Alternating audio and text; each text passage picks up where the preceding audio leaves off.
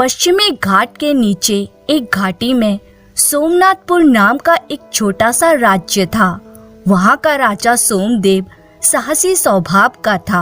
उसने पड़ोसी राज्यों में भ्रमण करके उन सब के साथ मैत्री संधि कर ली। उनके मंत्री बिना किसी बाधा के शासन चला रहे थे। राजा को उनकी योग्यता पर पूरा विश्वास था। राजकुमार सोमराज राजा का इकलौता पुत्र था। बड़ा होकर वह एक सुंदर नौजवान बन गया। कालक्रम में उसे भी साहसिक कारनामों का शौक हो गया। अचानक उस पर देशाटन करने का भूत सवार हो गया।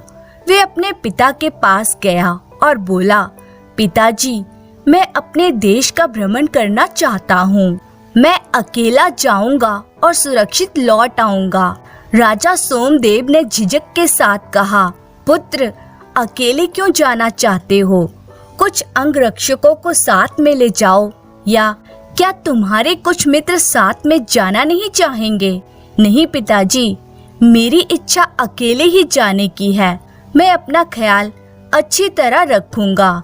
मैं आपको विश्वास दिलाता हूँ। ठीक है बेटा, पहले अपनी माँ से अनुमति ले आओ और फिर मेरे पास आओ। तब राजकुमार सोमराज अपनी माँ के पास गया और बोला, माँ, मैं देशाटन के लिए जाना चाहता हूँ। माँ बोली, यद्यपि तुम्हारे अकेले जाने पर मैं खुश नहीं हूँ, फिर भी यदि तुम वचन दो कि तुम किसी कठिनाई में नहीं पड़ोगे और सही सलामत लौट आओगे, तब जा सकते हो। राजकुमार ने माँ के चरण स्पर्श किए और पुनः पिता के पास गया। राजा ने पूछा, बेटा, तुम कब जाना चाहते हो? पिताजी, कल नए वर्ष का पहला दिन है और मैं कल ही जाना चाहता हूँ। ठीक है बेटा, अगर तुम्हारी यही इच्छा है तो यही सही। हमारे सैनिक हमारे राज्य की सीमा तक तुम्हें छोड़ आएंगे।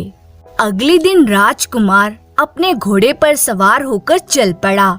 महल के मुख्य द्वार तक कुछ सैनिक उसे छोड़ आए। सीमा पर पहुंचकर सैनिकों ने राजकुमार को विदाई दी और पीछे मुड़कर वापस महल लौट आए। अब राजकुमार सोमराज बिल्कुल अकेला रह गया। वे जल्दी में नहीं था, इसीलिए वे धीरे धीरे सभी दिशाओं में दृष्टि डालते हुए चारों ओर देखते हुए जाने लगा। कई दिन गुजर गए। प्रायः वे नदियों के किनारों पर रुक जाता और जल धाराओं की मधुर कलकल ध्वनि का आनंद लेता। फिर जल में डुबकी लगाकर तरोताजा महसूस करता। जब उसे फलों से लदे वृक्ष दिखाई पड़ते तो उनकी शाखाओं पर चढ़कर उन फलों का स्वाद लेता। अचानक एक दिन उसके मार्ग में एक चौड़ी नदी आ गई। उसने नदी की धारा को कुछ देर निहारा, फिर घोड़े के साथ उसे पार करने का निश्चय किया। थोड़ी देर में वह नदी के दूसरे किनारे पर था। उसके सामने एक घना जंगल दिखाई पड़ रहा था। वह धीरे धीरे लंबे पेड़ों और घनी झाड़ियों से होते हुए आगे बढ़ता गया। जब वे घने जंगल को पार कर एक खुले मैदान में पहुंचा, उसका घोड़ा अचानक रुक गया। कारण जानने के लिए राजकुमार ने चारों ओर नजर दौड़ाई। तब उसे एक बहुत बड़ा भवन दिखाई पड़ा। वह भवन संगमरमर का बना एक महल के समान लग रहा था। सोमराज को उस महल में एक ऊंचा चौड़ा फाटक दिखाई पड़ा, लेकिन वहां पर कोई फाटक का रखवाला नहीं था। वहां एक घंटा लटक रहा था। उसने घंटा बजाना शुरू किया, लेकिन महल से यह देखने कोई नहीं आया कि आगंतुक कौन है। राजकुमार ने महल के अंदर जाने का निश्चय किया। उसने एक निकट के संगमरमर के खंबे से घोड़े को बांध दिया और महल के अंदर प्रवेश किया। अंदर जाकर उसने बहुत सारे अंगरक्षकों, सेवकों तथा दरबारियों के समान दिखने वाले लोगों को देखा, लेकिन वे सब निष्प्राण और निश्चल थे।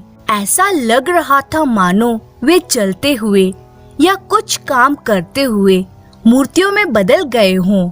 उसने सैनिकों, घोड़ों तथा हाथियों को भी देखा जो संगमरमर की मूर्तियों के समान लग रहे थे। राजकुमार सोमराज ने एक कमरे में प्रवेश किया। उसमें धनुष, बाण, तलवार, छुरे आदि हथियार रखे हुए थे। अगला कमरा बड़ा हॉल था, जिसके एक किनारे में 2 सिंहासन रखे थे। एक सिंहासन पर राजसी पोशाक में राजा बैठा था और दूसरे पर चमकते अलंकारों में सजी रानी बैठी थी। हॉल के दोनों ओर के कुछ आसनों पर राजा के मंत्री बैठे थे। वे सभी संगमरमर की मूर्तियों की भांति निश्चल थे। राजकुमार पास के कमरे में गया, जिसमें संगमरमर से बने हुए पलंग पर उसने एक सुंदर स्त्री को देखा। पलंग के निकट एक दासी खड़ी थी, मानो राजकुमारी के आदेश की प्रतीक्षा कर रही हो। पलंग के निकट एक मेज पर 2 छड़ियां रखी थी, जिनमें एक चांदी की तथा दूसरी सोने की थी।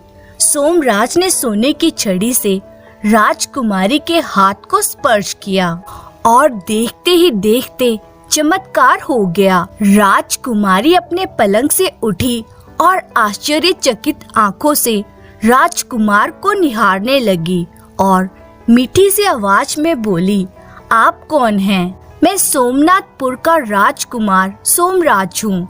मैं यहाँ हर एक व्यक्ति और हर चीज को संगमरमर में परिवर्तित देखकर भौचक रह गया। यदि मैंने आपके कमरे में बिना आज्ञा प्रवेश किया हो तो कृपया मुझे क्षमा कीजिए, लेकिन यह बताइए कि संगमरमर का रहस्य क्या है? राजकुमारी बोली, यह एक लंबी कहानी है राजकुमार। मैं राजकुमारी रतन कुमारी हूँ। मेरे पिता रतनगिरी के राजा हैं। कुछ वर्ष पूर्व यह भूमि एक दानव की थी। जब मेरे पिता ने इस राज्य की स्थापना की और राजधानी रतनगिरी के केंद्र में इस महल का निर्माण किया, तब हमें दानव के बारे में कुछ मालूम ना था। लेकिन एक दिन वह लौट आया और महल पर आक्रमण करने लगा। हमारी काफी सेना मारी गई। अंत में मेरे पिता ने उससे बात करके समझाया कि कैसे उन्होंने पर्वत श्रृंखलाओं के नीचे रतनगिरी की घाटी में राज्य स्थापित करने से पूर्व इस महल का निर्माण किया। राजकुमार सोमराज ने उत्सुकता पूर्वक पूछा, दानव की क्या प्रतिक्रिया थी? हाँ, दानव ने वादा किया कि रतनगिरी की प्रजा को वह परेशान नहीं करेगा, लेकिन उसने एक शर्त रखी। राजकुमार ने चिंतित होकर पूछा, क्या शर्त थी? राजकुमारी बोली, दानव की शर्त थी कि मैं उससे विवाह कर लूं, तब वह महल और प्रजा को कोई हानि नहीं पहुंचाएगा। राजकुमार सोमराज बोला, अभी दानव कहाँ है? मैं उसका वध कर दूंगा ताकि वह तुम्हें कभी परेशान ना करे। आज तक कोई मेरी तलवार या बाण से बच नहीं पाया। राजकुमारी बोली, हम लोगों को नहीं मालूम वे कहाँ है, लेकिन मेरे पिता के उसकी शर्त मानने से इनकार करने पर वह, जो जादूगर भी था, अपनी चांदी की जादुई छड़ी से अपने सामने आने वाली सभी सजीव और निर्जीव चीजों को छूने लगा। वह इस काम को इतनी तेज गति से करने लगा कि मेरे पिता, उनके अंग रक्षक और सैनिक उसे रोक ना पाए। उसने जाते जाते ये शाप दिया कि हर व्यक्ति निष्प्राण हो जाएगा और उनमें तभी प्राण आएंगे जब एक राजकुमार आकर हर कमरे में रखे जल को उन पर छिड़केगा और सोने की जादुई छड़ी से उन्हें स्पर्श करेगा। राजकुमार बोला, आओ राजकुमारी, चलते हैं। मैं हर एक को पुनर्जीवित करने में मदद करता हूँ। राजकुमार ने पहले राजकुमारी के कमरे में रखे पानी के कटोरे को स्पर्श किया। राजकुमारी ने जल को दासी पर छिड़का और राजकुमार ने सोने की छड़ी से उसे छुआ। दासी पुनर्जीवित हो गई। रतन कुमारी और सोमराज ने दरबार में जाकर राजा, रानी तथा मंत्रियों को पुनर्जीवन दिया। उन्हें राजकुमार सोमराज के बारे में बताया तो वे फूले ना समाये। एक मंत्री ने कहा, राजकुमारी, तुम यहाँ माता पिता के पास ठहरो, मैं राजकुमार सोमराज के साथ जाकर बाकी सबको जगाता हूँ। शीघ्र ही महल हर तरह की ध्वनि और संगीत से जीवंत हो उठा। इस बीच राजा ने विचार विमर्श के लिए मंत्रियों और दरबारियों को बुलाया। पहले हमें यह निश्चय करना है कि दानव के फिर से आने पर हमें क्या करना चाहिए। राजा के बगल में बैठे राजकुमार सोमराज ने कहा, दानव जादू की दोनों छड़ियाँ यहाँ छोड़कर चला गया है। हमें ये ध्यान में रखना चाहिए कि ये छड़ियाँ फिर उसके हाथ ना लगे। मुझे ये लगता है कि वह इन छड़ियों के बिना कुछ न कर सकेगा और आपके सैनिक उसे पकड़ लेने में समर्थ हो जाएंगे। मुख्यमंत्री ने कहा, राजकुमार सोमराज बिल्कुल ठीक कह रहे हैं। राजकुमार में अलौकिक बुद्धि है और इसे हमेशा के लिए हम लोगों के पास ही रहना चाहिए। राजा मुस्कुराया, इसमें कोई कठिनाई नहीं है। यदि राजकुमार सोमराज को हमारी राजकुमारी से विवाह करना स्वीकार हो तो वह हमेशा के लिए हमारे साथ रह सकेगा। वह हमारे सिंहासन का उत्तराधिकारी भी बन जाएगा। राजकुमार सोमराज एक बार फिर उठा और बोला, महाराज, मैं अपने राज्य से बाहर अपने लिए एक दुल्हन पाने का सपना लेकर निकला था और मैं समझता हूँ कि मैंने उसे यहाँ पा लिया है। आपकी तथा यहाँ उपस्थित सभी लोगों के आज्ञा से मैं अपने राज्य में वापस जाऊंगा और अपने माता पिता की स्वीकृति लेकर आऊंगा। दरबार में उपस्थित सभी लोगों ने खड़े होकर राजकुमार सोमराज का अभिवादन किया। राजा बोले, राजकुमार, मेरे मुख्यमंत्री तुम्हारे साथ जाएंगे और तुम्हारे पिता को वह सब बताएंगे जो यहाँ घटित हुआ है तथा हम लोगों की इच्छा क्या है।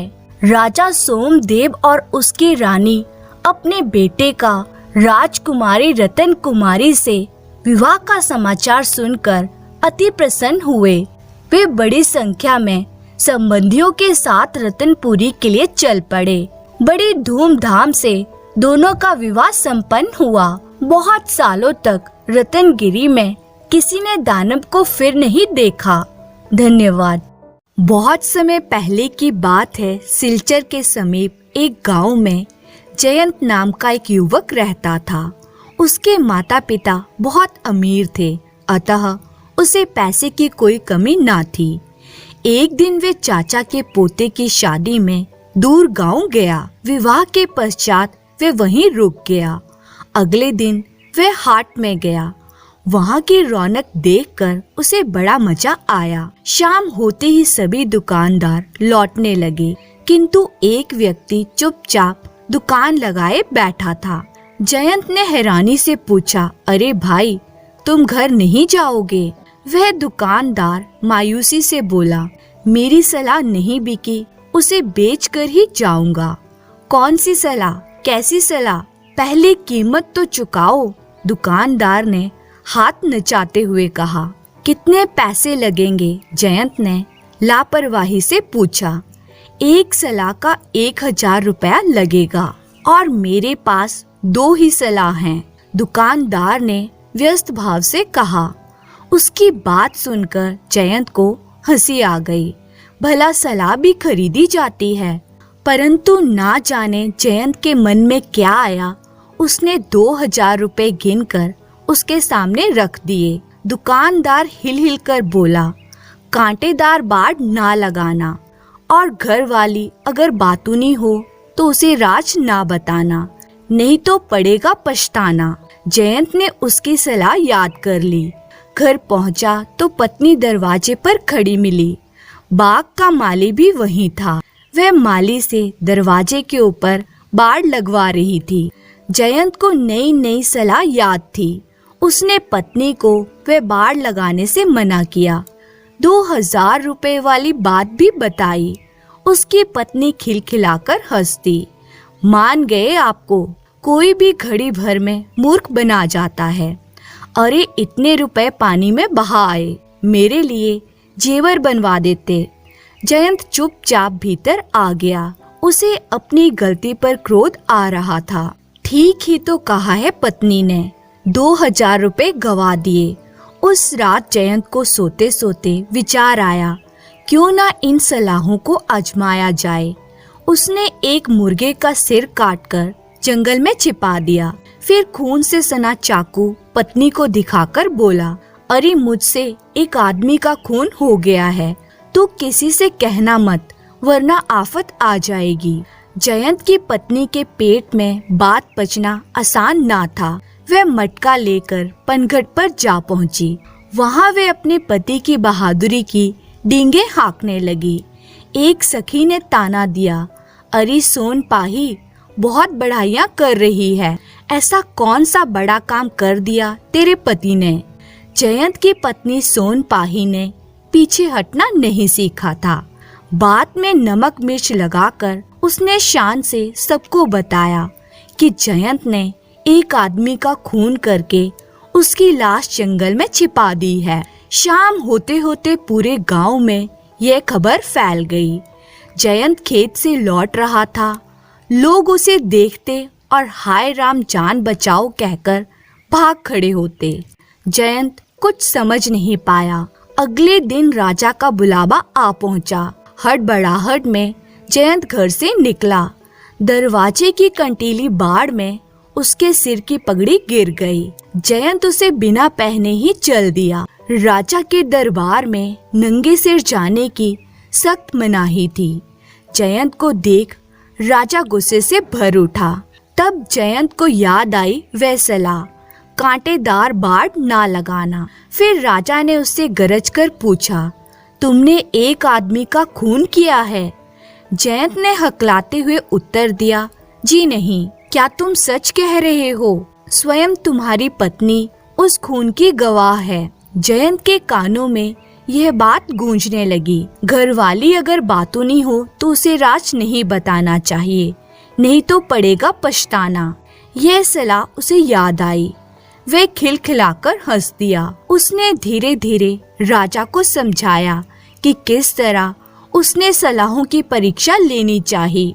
राजा से आज्ञा लेकर वह जंगल से मुर्गे का कटा हुआ सिर ले आया। राजा ने सारी बात सुनी तो वह भी हंसते हंसते लोटपोट हो गए। जयंत को राजा ने ढेरों इनाम देकर विदा किया। सोन पाही कुछ नहीं जान पाई, परंतु जयंत ने उन सलाहों को सारी उम्र अमल में लाने का निश्चय कर लिया। धन्यवाद।